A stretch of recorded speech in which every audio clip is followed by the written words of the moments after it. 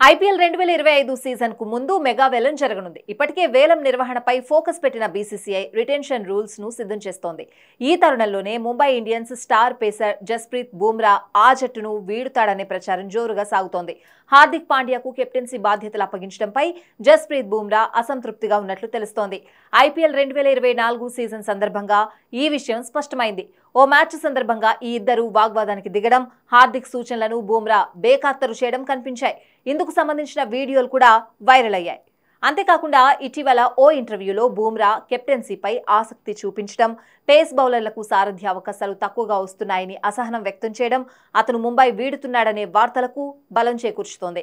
రోహిత్ శర్మ అనంతరం టీమిండియా సారథ్య బాధ్యతలు స్వీకరించాలనే లక్ష్యంతో బుమ్రా ఉన్నట్లు ఈ ఇంటర్వ్యూలో స్పష్టమైంది. ఈ క్రమంలోనే ఐపీఎల్లో ఏదైనా జట్టుకు సారథిగా వ్యవహరించి టీమిండియా పగ్గాలు చేపట్టేందుకు తాను సిద్ధంగా ఉన్నానని సెలెక్టర్లకు తెలియజేయాలని బుమ్రా భావిస్తున్నట్లు సమాచారం. ఈ తరుణంలోనే ఆర్సీబీలోకి వెళ్లేందుకు బుమ్రా ప్రయత్నాలు చేస్తున్నట్లు సమాచారం. ప్రస్తుతం ఆ జట్టుకు కెప్టెన్ లేడు. కోహ్లీ అనంతరం ఆర్సీబీ సారథ్య బాధ్యతలు చేపట్టిన ఫాఫ్ డు ప్లెసిస్ ను అతని వయసు దృష్ట్యా రిటైన్ చేసుకునే అవకాశం లేదు. అవసరమైతే ట్రేడింగ్ విండో ద్వారా లేకుంటే వేలంలో బుమ్రాను తీసుకోవాలని ఆర్సీబీ భావిస్తున్నట్లు సమాచారం. బుమ్రా మాత్రం కెప్టెన్సీ ఆఫర్ ఇచ్చే జట్టులోకి వెళ్లేందుకే ఆసక్తి ఉన్నట్లు తెలుస్తోంది.